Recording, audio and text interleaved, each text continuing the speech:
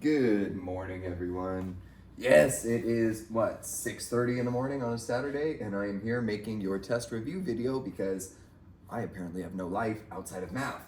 Okay, so I'm gonna go through the review, kind of like we did yesterday, but I'll try and spend a little bit more time on some questions because we had to rush through a few to get it done in time on Friday. So we're starting with that review. You all have it. I gave it out yesterday. We're going to start with our graphing questions. I will do this entire review rather than just a few questions. I might break it into 2 videos. We'll see. Okay, now this first question, quick note. There is a slight issue with it, and that issue is that we do not get 2 solutions that are whole numbers. Okay, we do have 1 solution that's going to be a decimal. That will not be the case on the test. Okay, it's a little frustrating to you guys when you don't see the perfect solution on the graph. Don't worry, it will be a perfect solution on the graph on the test. Now, first things first, looking at these 2 equations, do you know how to graph them as they are? Yeah, you probably don't, okay? Because as they are, that's not something that we've really learned how to graph. In order to graph it, we need to make sure that they are in slope-intercept form. Okay, this is slope-intercept form. It has our y-intercept, where the line crosses our y-axis, and the slope. Remember that slope, hoping this will stay up the whole time, slope is rise over run.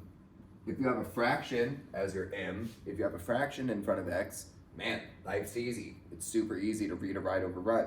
If you have a whole number, let's say 2x, okay, that's still easy. 2 is just a fraction and you don't know it yet. 2 is the same thing. 2 is the exact same thing as 2 over 1. Look at that. Rise 2, run 1. If you had a negative, rise downwards 2, run 1. Okay? But again, that is only possible when we are in slope-intercept form. So let's begin by just getting these equations in slope-intercept form and going from there. Okay? Now, one thing I could do is subtract 2x from both sides to get me closer to that form. That would give me a negative y. We don't want a negative y. We need our y to be positive. So I find it easier myself to add 3y to both sides and simultaneously, meaning at the same time, subtract 12 from both sides. Okay, my 3y's cancel and my 12's cancel, leaving me with 2x minus 12. 2x minus 12 equals 3y. Hey, now I can take this and I can just flip it around. I can put this on the left, this on the right. Let's see how that looks. Oh, we're real close. We're almost to that slope-intercept form. We're right there. Let's go ahead and get y entirely by itself. 3 touches times 3 times y divided by 3, okay, is going to make it just y, but I must also divide everything on this side by 3 as well. Okay, that's the rule of reformatting equations. So now we have y equals 2/3 x minus 12 divided by 3 is 4, so minus 4.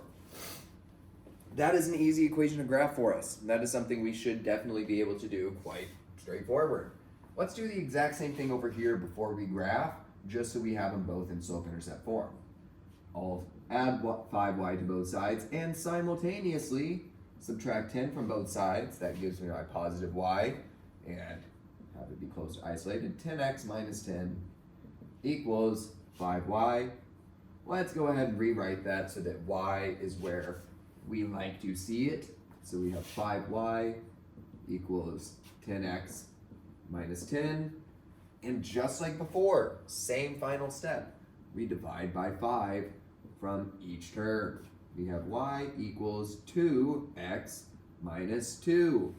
And those are our slope-intercept forms. We can now graph these, and once they are graphed, we can look for where they intersect. That is our solution. Okay? So let's start here. Our y-intercept, where it crosses the y-axis, is the last number listed. -2, -4. We're starting here, so let's put a dot at -4. Okay? Now we are going to look at the rise over run of the slope. rise 2, run 3. Rise 1, 2, run 3. Rise 1, 2, run 3. If I want to go the other way, so I can kind of finish up graphing this, I can rise down 2 and go this way 3. And that should be enough to give me a nice graphed line. Sometimes when you're solving for solutions, like when you're graphing two equations to solve for solutions, it's not a bad idea to use a straight edge, like a ruler, because that makes it easier to see the perfect intersection point. All right, now let's do this one. The y-intercept is -2. The slope is up 2, look, 2x, that's 2 over 1. Rise 2, run 1. Rise 2, run 1. Rise 2, run 1. Rise 2, run 1. Rise 2 downwards, run over 1. Rise 2 downwards, run over 1. Okay, now we can see our line. Okay, and we have an intersection point. The lines cross right here. Now we need to find what the coordinates are for that intersection. Okay, this is a y value of -5. And then there's the tricky part. We have our x value. How far over as an x is it? Well, it's not a perfect intersection. Okay, it's about 1/2. Okay, it's or 1 1/2. So our x is approximately at -1.5. So let's put that for our x. And boom goes the dynamite. That's it. Okay, that's the entire first problem. We got our solutions. Let me run back to the computer to scroll down. Maybe my clicker will even work for this. We'll see.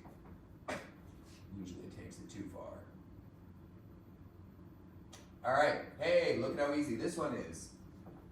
This one is not too bad because we are already given the equations in slope-intercept form. I don't need to change them. I don't need to edit or adjust them. I can just graph them.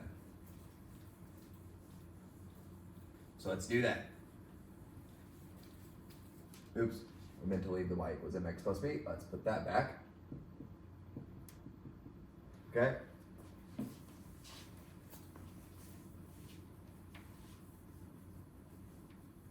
There we go. Now, like I said, we don't need to do any algebraic adjustments here. We are just able to take two slope-intercept form equations, grab their y-intercepts, and start from there. Okay, let's start up at the top one. The y-intercept of this one is -2, so my first dot is at -2. I then have, what's the slope of this? There's no number in front of the x. Well, if there's no number in front of the x, there's a implicit 1 in front of the x. 1 is a whole number.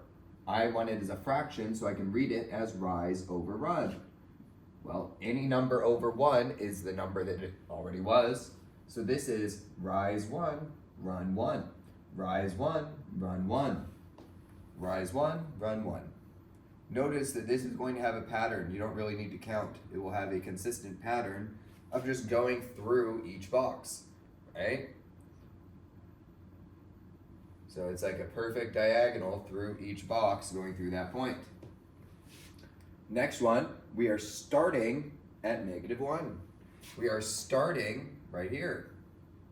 And from there, we are going up to, remember 2 over 1, up to, rise 2, run 1.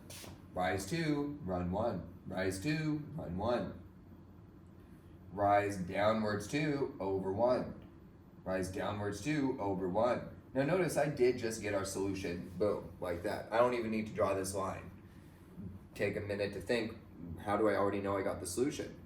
Well, I made a dot where I already had a dot. Okay, one of my dots for this line was where I already had a dot for this line. I know that is going to be my intersection point. That dot was going to be my solution. Okay, so now I need the x coordinate value and the y coordinate value of that intersection point. The x coordinate is -1, and the y coordinate is -3. Delightful. Yeah, not like I I knew this thing wasn't actually going to work for me. And, oh, it worked. Okay, I'll take it. I'll run with that. All right, now we're switching to a new approach to solving these systems. Now we are going to solve via elimination. The purpose of the elimination method is to get rid of a letter. We are going to add the two equations together. We are basically adding the two equations together and hoping that we eliminate only one of the letters as we do that. Now I'm emphasizing eliminating only one of the letters because if you eliminate both, it's 99% chance going to be infinite solutions. Okay, it could also be no solution, but it's not going to be one solution if you're eliminating both. Okay, so right now if I added these together, I wouldn't get rid of any variables, right? I wouldn't get rid of x and I wouldn't get rid of y. Think to yourself, I mean, I don't have you guys here, so I can't ask you, but think to yourself, what number for x, what number in front of x would make it so that it was gone? What would cancel out the negative 9x? Okay, positive 9. Positive 9 would cancel out negative 9. Now, can I make a positive 9 from this number right here? Yes, I can. I could multiply that equation by 3. If I multiply this equation by 3, bear in mind that means I must multiply everything by 3. Everything must get multiplied by 3. Let's see what happens. Okay, so I'm going to add this equation here to whatever I end up creating from this distribution. 3 times 3 is 9, 9x. Okay, negative 1 times 3 is negative 3y equals 3 times 1 is 3. And now we can add these together, right? We now see that positive 9x and negative 9x cancel the x's. Hold up, wait a minute, uh-oh. This also gets canceled. Negative 3y and positive 3y also get canceled. Hold up, wait a minute, look at that. Negative 3 and positive 3 also get canceled. We're left with 0 equals 0. We're left with nothing left. We canceled everything. What could that possibly mean? Well, that means that they're the same equation. One is just 3 times bigger. They're the exact same equation. One has just been multiplied by 3 in advance. Or actually, I think technically by negative 3, but yeah, one's been multiplied by negative 3. Let me show you that example even further. What if I took this equation and divided everything by negative 3? Let's see what we get. Okay, negative 9 divided by negative 3 is positive 3x. Negative 3 divided by positive 3 is negative 1y. And negative 3 divided by negative 3 is positive 1. Hey, look at that. They are the same equation. The same equation is going to have an infinite number of solutions. Infinite solutions. Okay, because they're the same line. If you graph it, the other one is going to be graphed literally right on top. They will only ever touch. Okay, they will never not touch. So it's going to be infinite solutions. Okay, that one's done.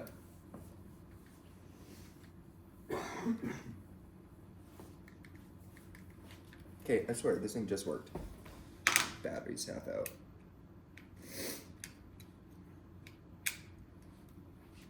There we go. All right, another elimination method. Now, sometimes when we do elimination, you don't need to multiply things by anything. Sometimes it's just ready to go from there. Okay, do we have any letters? If we added these two equations together, if I added these, am I going to eliminate either of the letters? I am, okay? I have positive 1/2 x and negative 1/2 x. Positive 1/2 x and negative 1/2 x cancel each other out. So they are now canceled out. Let's add these together. 10 plus, well, positive 10 minus 5 is positive 5y. Negative 45 plus negative 20 is negative 65. And now I just solve for y, okay? I divide by 5, I divide by 5. That gives me y equals negative 13. That's half of the answer. That gives me a solution right here. This is the y, so it's negative 13. Now we are going to plug this in. We are going to take y, and in one of these equations, I'm going to pick this one for a reason. Okay, I like using this one. You'll kind of see why. Okay, and I'm going to plug 13 in, negative 13 in, for y. So let's do that. Negative 1 over 2x plus 10. I'm not going to write y because we know what y is. We know its secret identity. Okay, we know its identity is negative 13. So I'm going to replace y with negative 13. Remember, this is saying negative 5 times y. That's why I put it in parentheses so we know to multiply. Okay, that equals negative 20. And now I'm going to distribute these, okay, giving me negative 1/2 x minus 10 times 13, 10 times negative 13, is negative 130. Negative 130 equals negative 20. Okay, we're going to add 130 to both sides. Of course, I am just trying to isolate x right now. I'm adding 130 to both sides, giving me negative 1/2 x equals 110. Okay, now let's think about how we can get rid of this negative 1/2 in front of the x. We could divide by negative 1/2. Dividing by a fraction is kind of weird though, right? I think it makes more sense to take, negative 1 over 2 times negative 2 over 1. Well, I should put the negatives up here. It doesn't matter, but this makes it more sensible to you all. Negative 1 times negative 2 is positive 2. 2 times 1 is 2. Hey, look at that. 2 over 2 is 1. That gets a basic 1 in front of the x. That's what we want. I multiplied by negative 2 in order to do that. So I'm going to multiply both sides by negative 2. Both sides by negative 2. That gives me a cancellation here. So x equals negative 220. And that is the x value for us right here. And that is it. Great. We are done with that one. I don't even need to scroll down to help us do this substitution one because I love this type of substitution problem. It's about as easy as it's going to get. Y equals 4x plus 4. Yesterday I talked about literal substitutes, like substitute teachers, as a way to think of this. So this is, one of our other teachers had a sub, okay? So this was the other teacher. I'll pretend like I ever have a sub. I literally never have a sub. I don't not come to school every day. Okay, but let's say that I had a sub. Let's pretend that I have a sub. Okay, this is me. This is my substitute. I'm y. 4x plus 4 is my substitute teacher. Now let's say I get sick and I am not at school. Who are you going to see when I'm not at school? You're going to see my substitute teacher. You're not going to see me. You're going to see my substitute teacher. This right here, this is the next day at school. Okay, we're going to rewrite it. And I am not seeing me. You are not seeing me. You are seeing my substitute. So that's what I'm going to write because that's what you are going to see. Okay, this stays the same because this is just the basic, I know this is a weird analogy. This is just the whole school day, right? So everything is normal except you don't see me, you see a substitute. Otherwise, everything is normal. You see the substitute, not me, and otherwise, everything is normal. That's how substitution works, okay? This one is unique because we'll notice that if I subtract 4x from both sides, we get rid of our x, okay? You may have noticed that these lines, because we get rid of one of our variables and not both at the same time, these have the same slope, okay? These have the same slope and different y-intercepts. Whenever an equation or whenever a set of equations have the same slope but different y-intercepts, they are parallel. They will never touch. They will never have a point of intersection. From negative to positive infinity, they will never intersect. Okay, so anytime you have parallel lines, you know it is going to be no solution. No solution. Delightful, cool, great. Okay, next one. I don't really want to walk back to the computer. So we are going to do this one in this little space down below. Now, one of the rules for substitution that I didn't say a minute ago is that you must have a variable on one side, just the variable, nothing attached to it, and everything else on the other side. Okay, do we have either equations here where the variable is entirely isolated and everything else is on the other side? No, we do not. Okay, but one equation is very close. This equation is very close. If I were able to get rid of negative 2y to the other side, this is available for substitution. Okay, this is eligible to be substituted. So, oh god, it's way too early to be crouching. We'll see if I can even get back up now. Okay, plus 2y. We have x equals 11 plus 2y. This is me. This is my substitute. You go to school the next day. You see it's negative 7x. But wait a minute, you realize it is not negative 7, Mr. Westfall. It is negative 7 and his substitute. Okay, the substitute plus 2y minus 2y equals 13. Notice everything else is the same. Everything else is normal. It's a normal school day. Except you don't see me, you see my substitute. Again, this is about as fake of an example as I'm ever going to give you guys because I never have a substitute. Okay, so negative 7 times 11 is negative 77. Negative 7 times 2y is negative 14y. I just distributed here and here. Drag down the stuff that wasn't changed. Minus 2y equals 13. And we're just about done. Okay, I'm going to try and write up here because now that I'm back up, I'm not going back down. So, we're combining like terms. That is going to make negative 16y. We have negative 77 over here. I don't want this on this side. I want to combine it with the like term on the other side. Plus, is it negative 13? Yeah, I did write that. Negative 13. So plus 77.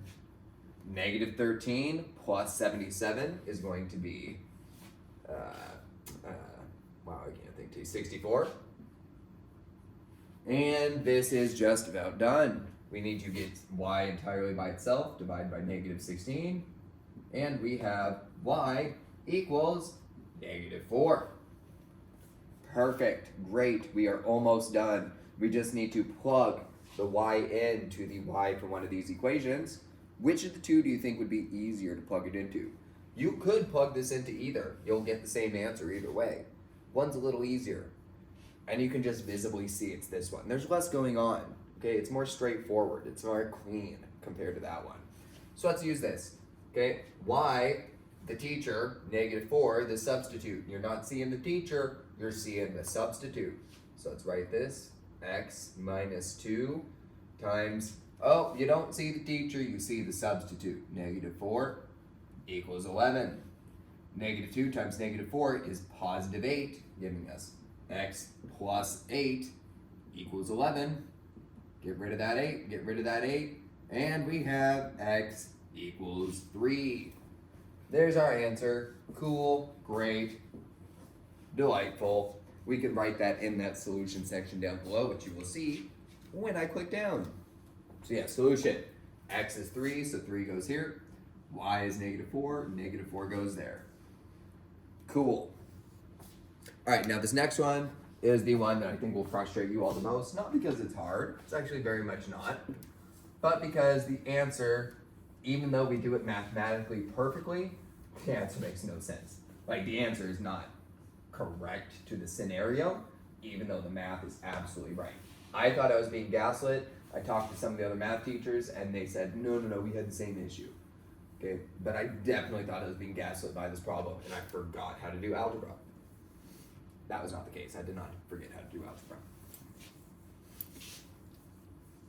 All right, so now we're doing 2 more word problems. These look intense, all right? These look absolutely intense with all the reading up there, the 2 different questions. I think if I go down further, like the 2 different boxes that you look like you have to work with, no. Okay, it's not that complicated. This part is writing 2 equations for these scenarios, and that's pretty easy, to be honest, okay? Down here, we are going to actually solve that system of equations using any of the methods that you want to choose from. You don't have to do elimination, substitution, graphing. Pick which one works best for you, okay? But let's begin by just writing these equations. So how we write an equation is we use the y-intercept form. This is typically your starting value, your opening amount, okay, your principal, your first payment, your upfront payment. This is the slope, okay? So let's say x is days. This would be the amount each day. This would be, your distance walked in a day. This would be per day, something per day. Same with weeks, same with hours, same with any input for x, okay? So this is per blank. And this is the amount at the end. This is the result of doing all this. The y is the result of what happens in the right side of the equation. So let's build that for the Verizon phone plan. Verizon is offering a $45 sign-up fee plus $65 a month. Let's reread that a bit in words that I like more, which is sign-up fee plus $65 per month. Because that just gave you the free answer for what the slope is, right? Well, both of these are going to start with y because I wanted to say the total cost is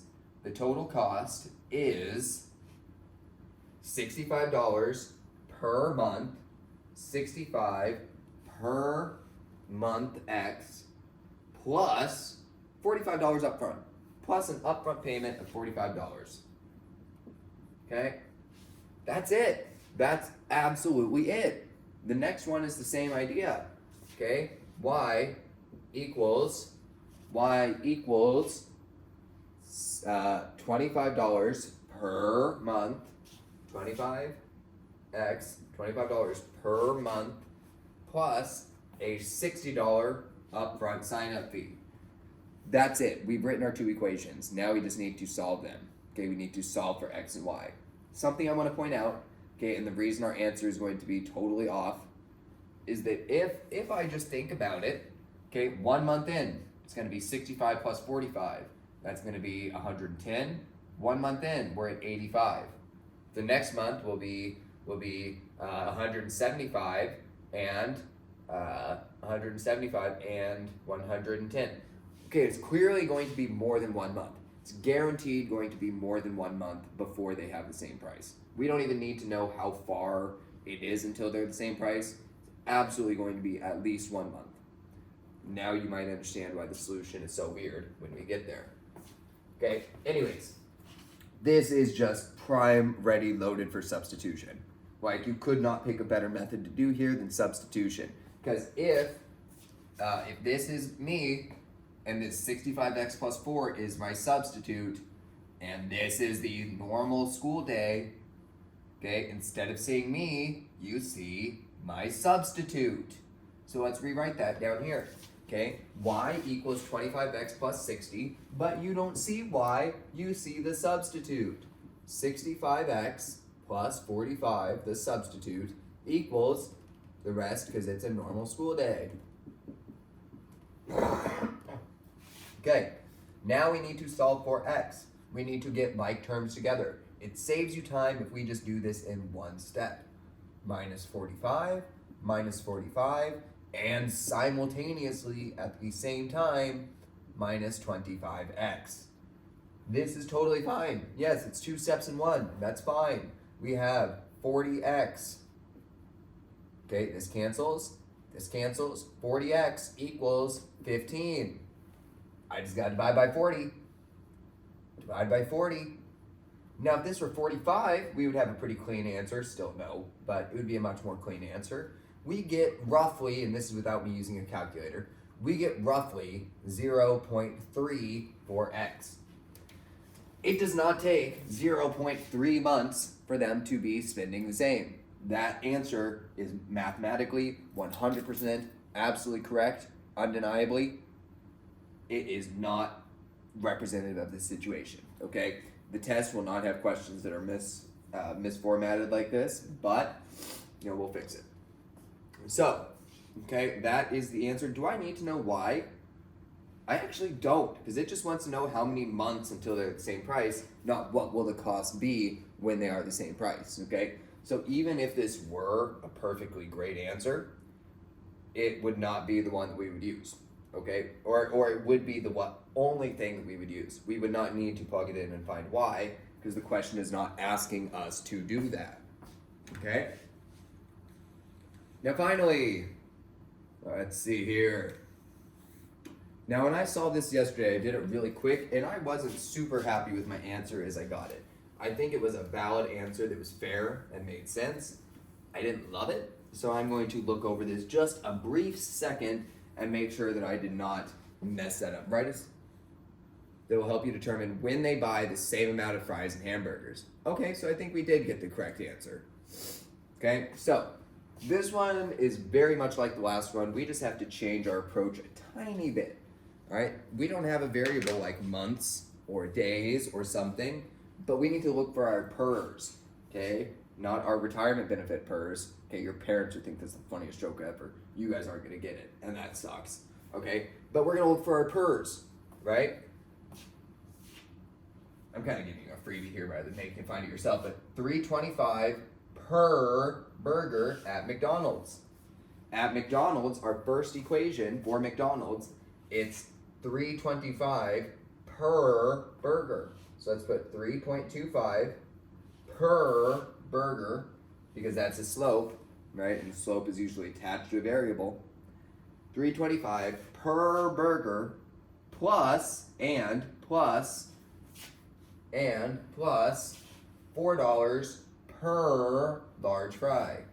$4 per L for large fry. B is for burger, L is for large fry. Okay? That equals however much money you are allowed to spend on those items. He is allowed to spend 24 on those items. That is our first equation. We then have Wendy's, one of my favorite places in the world. Okay? We have Wendy's, which charges $4.50 per burger. $4.50 per burger. You're so lucky I'm not doing Brady the cat where they say per hour. Okay, I really want to be doing that voice every time I say that. You're really lucky I'm not. I know you all know who Brady the cat is. Okay, so plus $2 per, as Brady the cat would say, $2 per large fry, 2L. Okay, and that equals how much he is allowed to spend at Wendy's. He is allowed to spend $20 at Wendy's. Okay, real quick, as a Wendy's aficionado, if you're spending $20 at Wendy's for one person, that's problematic. I'm just saying. Like, one person should not have a $20 meal at Wendy's, nor should one person have a $20 meal at McDonald's. That is egregious. Okay, equals 20. So now we're going to solve these equations just like we have been the whole time. All right? Substitution could work. There is no problem doing substitution. It would be way more work though. Okay? It would also be really hard to graph this. So think in your head for a minute, what would be the easiest method to get rid of a variable? And I'm thinking elimination, because these large fries are very similar. One is just twice as big, and they're both positive. So if I can make this 2 into a 4 and make it negative, we would be working our way towards a solution. Okay, let's do that. Let's multiply this equation by -2. That gives me a new situation. Let's rewrite everything over here real quick for visualization's sake. 3.25b plus 4l equals 24. And now underneath, I'm going to write, when I distribute this 2, -2 all the way across. -2 times 450 is 9b, negative 9b. We have -4l, and we have -40. We will now add these equations together, canceling these, okay, leaving us with -575b equals -16. Okay, let's now divide -5.75, divide -5.75, okay? And after this point, we are going to see where this question gets a little bit gross, okay? Again, some of these questions were not ideal, okay, for solving at this level. But we're going to not get the exact, we're not going to use the exact answer. We're going to use our situation and logic. Let's see what I mean by that. So when I do negative 16 divided by 575, okay, I get 2.782. Yeah, I get 2.782. Now that answer does not make enough sense. That's saying that after 2.782 burgers, that's when they would have the same amount of burgers with that maximum total, okay? You can't buy 2.782 burgers. That's not how it works. You also wouldn't be spending, you'd be spending more than that amount of money if we rounded up. So I have to round down, okay? My answer, I would have to round down, right? That means they're probably not going to be spending the full 24 and the full 20, but that's how much they have to spend. They can't spend more. So we have to round down even though this is above 0.5. Okay, fair, makes sense? So this answer, we can just say about 2 burgers is when they have been able to buy the same amount of items. Okay, and now we need to plug in for y. Okay, let's plug in for y. Now, or I'm sorry, for L. So we're going to plug in 2.782 for one of the equations B's, and then we'll solve for L. Now, bear in mind, I'm not having us plug in 2. I'm not having us plug in the number 2. I'm going to get rid of that because that looks like negative, and it's not. Okay, I'm not going to have us plug in 2 because that might affect the amount of money we can spend on fries. If I put in 2.782 and I get a perfect number for fries, I can use that. Like let's say I plug this in and I get 4 large fries. Well, if I plugged in 2, I would get 3.78 or something large fries. Then I'd have to round down. That means you could have gotten 1 more large fry and you didn't. Okay, so I am going to use this value when I put it back in the equation. That said, for simplicity, I am going to simplify it by rounding up to 2.8. Okay? So now let's take this top equation. Okay, I have some reasoning for that. No. Let's take the bottom equation. Okay, this one. Let's take this equation. Let's drag it up here. 450b plus 2l equals 20. And we want to solve for L because now we know B. So let's rewrite this again. But we're not seeing B, we're seeing 2.8. 4.5 times 2.8 plus 2L equals 20. Okay, 4.5 times 2.8 is 12.6. So we have 12.6 plus 2L equals 20 minus 12.6 minus 12.6. We have 2L equals 7.4. Divide by 2, and we get, I'm going to do that in my calculator to be safe. I think it's 3.7. 3.7, okay, 3.7. Now that's why if we would have used 2, it probably would have been closer to exactly 3, which is fine, but that's why I wanted us to just see that. We do still need to round down though, right? We would have to round down. After 3 large fries and 2 burgers, they would be at the same amount of food, okay? When would they buy the same amount of fries and hamburgers, okay? At 3 burgers and 2 fries. When they spend that much on each place, they will have spent about the same amount of money, or at least not be able to buy anything more. Okay, so these would be our answers to that one. Let me reiterate something before we call it a day. Okay, this review is actually like 10 times harder than the test. This review is significantly harder than the test. Your answer or your test questions for these word problems will give you much more realistic and straightforward answers than this review did. Same with a few of the questions above, okay? The review, we made pretty short notice before the test. That happens sometimes. We're good. The test will be much better, okay? Hopefully all of that made sense. We have the test on Wednesday. Keep up the good work, and I will see you on Monday.